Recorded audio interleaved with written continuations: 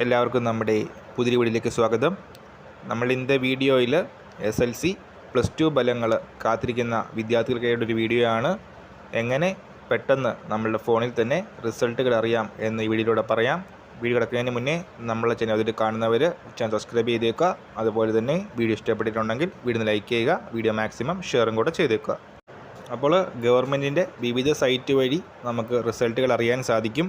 അപ്പോൾ ഞാൻ ഇന്ന് kerala-results.nic.in ഈ ഒരു വെബ്സൈറ്റ് വഴിയാണ് ഈ റിസൾട്ട് എടുക്കുന്നത്, നിങ്ങൾക്ക് കാണിച്ചു തരുന്നത്.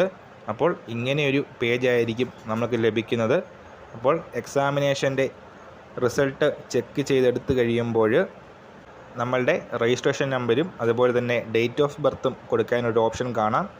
എന്നാൽ ഞാൻ സാധാരണ റിസൾട്ടുകൾ ചെക്ക് ചെയ്യുന്നത് റൈറ്റ് സൈഡിലുള്ള ആ ഒരു ആരോ ക്ലിക്ക് ചെയ്ത് കഴിഞ്ഞാൽ സ്കൂൾ വൈസ് റിസൾട്ടുകൾ എന്നൊരു ഓപ്ഷൻ നമുക്ക് കാണാം. അതായത് നമ്മളുടെ സ്കൂൾ കോഡ് അടിച്ചു കൊടുത്താൽ നമ്മളുടെ സ്കൂളിലെ എല്ലാ വിദ്യാർത്ഥികളുടെയും റിസൾട്ട് സ്ക്രീനിൽ വരുന്നതായിരിക്കും.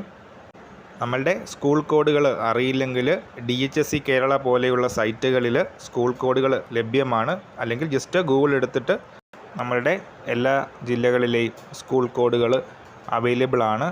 സോ ഈ ഒരു രീതിയിലാണ് ഞാൻ എക്സാം റിസൾട്ട്സുകൾ ചെക്ക് ചെയ്യാറ്.